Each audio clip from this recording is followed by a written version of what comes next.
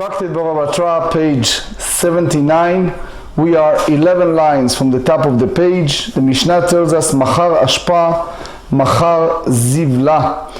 Here we talk about a fellow that consecrated property. Unlike the discussion in the past several days, we talk about sale and what's included and not included in a sale. Here we are with hekdeshot, which is someone who consecrated something for the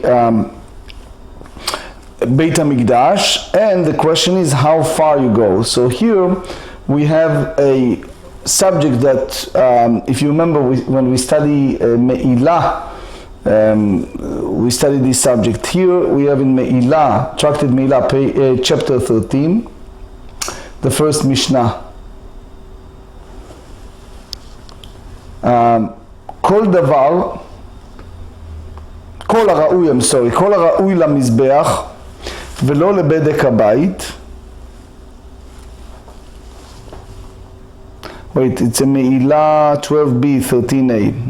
Okay, so they said any item that is befitting for the altar, but not for the general maintenance of the Beit HaMikdash. Meaning, since it was a different needs, and soon you see how we derive from that to other items.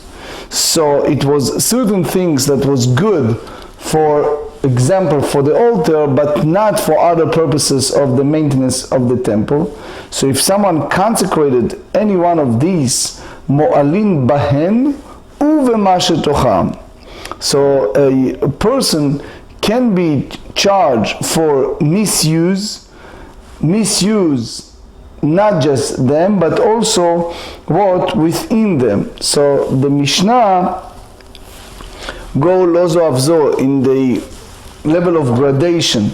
So if someone unintentionally use it, so he needs to bring a special korban, a special misuse offering, and also to pay the principal and 1/5, keren v'chomesh, keitzad. Example, הקדיש בור מלאה מים, אשפות מלאות זבל, שובח מלא אונים, שדה מלא עשבים, מילאי נשוי פירות, מועלין בהן ומשהו חם. Here we have a list. Someone who consecrated cistern filled of water, dog hills filled of manure, a dovecote filled with doves, a field filled with plants, a tree bearing fruits. So all of those within derive benefit from them and their content, so it's basically part of liability of misuse consecrated property that belongs to the Beit HaMikdash. אבל הקדיש בור ואחר כך נתמלא מים, אשפה ואחר כך נתמלא זבל, שובח ואחר כך נתמלא ביונים, אילן ואחר כך נשא פירות, שדה ואחר כך נתמלא עשבים, מועלים בהן ומועלים בתוכם דברי רבי יהודה. So if it's only in part, for example, if someone consecrated a cistern and was later filled with water, so it's not together, and all the other list, so here Rabbi Yehuda hold that only with them, but not what within them. רבי יוסי אומר, המקדיש את השדה ואת האילן מעולים בהן ומגלודם מפני שהם גידולי הקדש. He says no. He says the one who consecrated a field or a tree is liable for misuse for both, because it's called גידולי, growth of consecrated property. תניא אמר רבי נראים דברי רבי יהודה בבור ושובח ודברי רבי יוסי בשדה ואילן. He tried to differentiate רבי יהודה הנשיא between the view of Rabbi Yehuda in a case of cistern and dovecote. If one consecrated an empty cistern or dovecote, the water or doves that later filled do not become consecrated. And according to Rabbi Yossi, when it's come to the other two, which is a field and a tree, so ואלה נראים דברי רבי יוסי בשדה ואילן בכלל דפליג. So it means Rabbi Yossi disputed Rabbi Yehuda בבור ושובח, והרבי יוסי שדה ואילן כאמר. Rabbi Yossi said clearly that it's a field in a tree and only plants and fruits grow directly from consecrated property. And so they said, וכי תימה לדבריו דרבי יהודה כאמר, והתניא אמר רבי יוסי אני רואה דברי רבי יהודה, דברי של רבי יהודה בשדה ואילן, מפני שמגילוי הקדש, that's part of consecrated property. So what do you derive for that? בשדה ואילן הוא דנו רואה, בבור ושובח רואה. So it means that he agreed with him that whatever come within that item after it was consecrated. So it means Rabbi Yossi did not dispute with Rabbi Yehuda when it's come to a cistern and a dovecote. So it means the previous view of Rabbi Yehuda Nasi is not clear. So אחרי כאמר זאת, they explain, נראים דברי רבי יהודה לרבי יוסי בבור ושובח, שרבי יוסי לא נחלק עליו אלא בשדה ואילן, אבל בור ושובח מודלי. תנו רבנן. הקדישן ריקנין. So the rabbi said, what happened if one consecrated them while they are empty? ואחר כך נתמלאו, and later on they filled. If one derive benefit from them, מועלים בהם ומועלים בהם יש תוכם. So misuse with them, but not within them, in the content. רבי אלעזר ברבי שמעון אומר, אף מועלים מה שתוכם. It's also within them. אמר רבא מחלוקת בשדה ואילן. The disputation in the Braita applies only in a case of field and tree. Why? The תנא קמא סבר כרבי יהודה, which is that we don't have misuse when it's come to produce and anything that come out of the tree or field after it was consecrated. Rabbi Elazar ורבי שמעון סבר כרבי יוסי, that it is a misuse, מועלים בגידול ההקדש. אבל בבור ושובח דיברה כל מועלים בהם ומועלים משהו תוכן. אמר לאביי ואלה הדתניא הקדישן מלאים מועלים בהם ומשהו תוכם. We learn in the Braita that if someone consecrated them when they are full and then derive benefits, so it's misuse with them, but not with the contents, is liable for misuse consecrated property. Rabbi Elazar ben Rabbi Shimon machlif.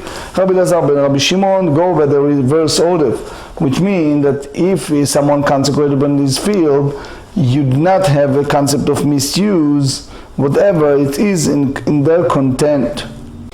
Page 79b, והיא בשדה ואילן, המאי מחליף. If you talk about the field and a tree, why does Rabbi Elazar, son of Rabbi Shimon, reverse their opinion?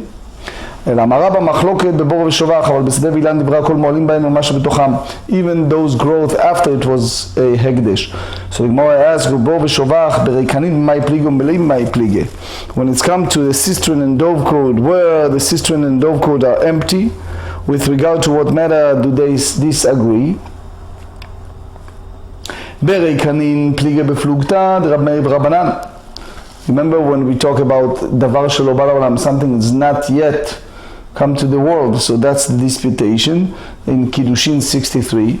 So if, for example, a non-Jew said to a Jewish girl, you are mekudeshet, you consecrated me after I became Jewish, or if a Jew said to a non-Jew, you are consecrated to me after you finish your conversion.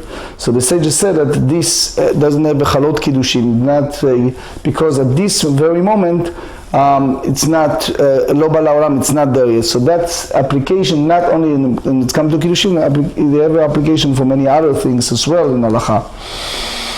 תתנא קמא סבר לה כרבנן דאמרי אין אדם מקנה דבר שלא בא לעולם, רבי אלעזר ברבי שמעון כסבר כרמל, אמר אדם מקנה דבר שבא לעולם. According to him, a person can transfer ownership on a subject that has not yet come into the world. אימו דשמעת לרבי מאיר כגון פירות דקל דעבדי דעתו. So if דעבדי דעתו, הנה מי אימר דעתו?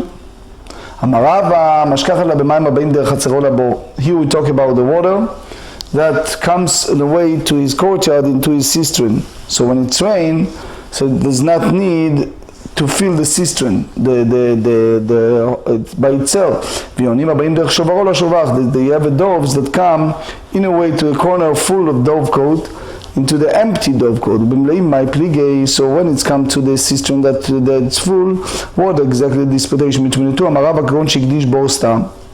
If one consecrated the cistern without clear specification, Rabbi Elazar Rabbi Shimon סבר לקבוע, דאמר דנין דין גבוה מדין אדיוט, who says that we derive the most high halacha from the ordinary person and another.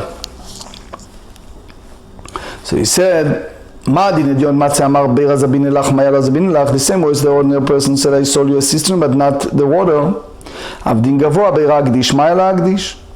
ותנא קמא סבר אין דנין דין גבוה מדין גדול. תנא קמא said that the most expensive meaning is assumed to his vow of consecration, and therefore even if he did not say clearly, explicitly, he consecrated the water together with his cistern. So the Gemara asks, ודינא הדיוט לא? בתניא מחר בו מחר מימיו, אמר רבא מתין דיחידאי דתניא מחר בו לא מחר מימיו, רבי נתן אומר מחר בו מחר מימיו. So here the Mishnah follow Rabbi Natan. So basically the one who sold the cistern has sold its water, and Rabbi Lazar hold the same as the sages, that the one who sells cistern did not sell his water. So in short, there is, I wish to have more time, today we're short before Yom Tov, but in general there is a ritva here that elaborates a lot in the whole concept of a person can transfer ownership or not when it's an object that has not yet come to the world. It's a subject halacha. I just give you a vignette from the Rashbam Ilchot Mechirat chapter 22. One cannot transfer ownership of an object that has not yet come into the world. This is the case with regard to a seller or a gift, including a gift given by a person on his deathbed. Consequently, if one sold or gave away produce or an animal that has not yet come into being, the recipient acquires nothing, and the owner can renege on the sale or gift even after the produce has grown or animal has been born. So basically you see it in Choshen Mishpat in the Shach in 209. That's basically followed the sages, not the opinion of Meir. If the recipient seized the produce before the owner retracted, the rabbinic code does not remove it from his possession. But as we said, the disputation is based on the Gemara in Kiddushin Samech Gimel.